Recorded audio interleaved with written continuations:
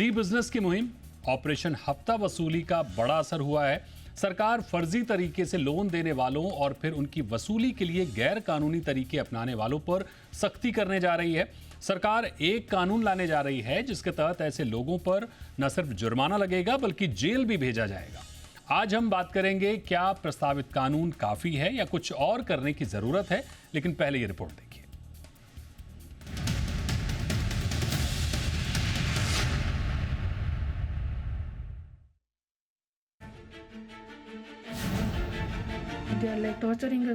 Loan वसूली का दिल दहला देने वाला सच।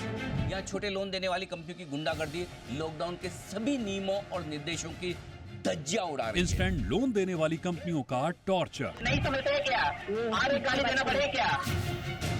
जी बिजनेस के स्टिंग ऑपरेशन में सच आया सामने। हमारा भिखारी जल्दी पेमेंट कर।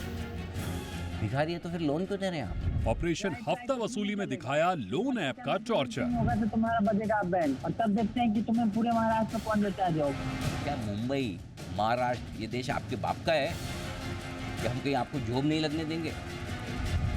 जी हां, जी बिजनेस की मुहिम के बाद देश ने जाना कि कैसे इंस्टेंट पर्सनल लोन के नाम पर भोले भाले लोगों को फंसाया जा रहा है और फिर लोन रिकवरी के नाम पर कैसे उन्हें टॉर्चर किया जा रहा है। आगे गाली देना पड़ेगा क्या?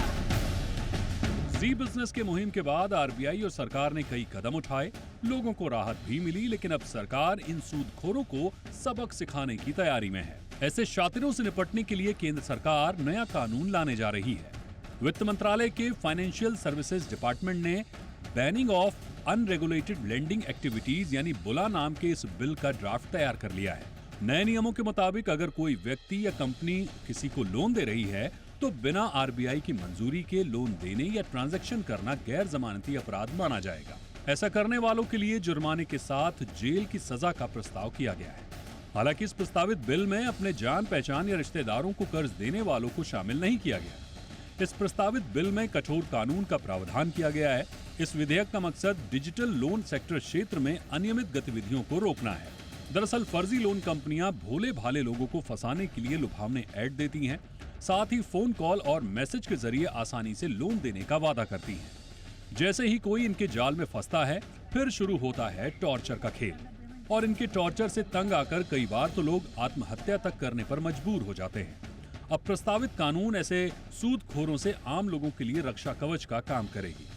प्रस्ताव में कहा गया है कि जो कोई इस कानून का उल्लंघन करते हुए लोन देता है तो उसे कम से कम 2 साल कैद की सजा दी जाएगी। ये सजा 10 साल तक बढ़ाई जा सकती है।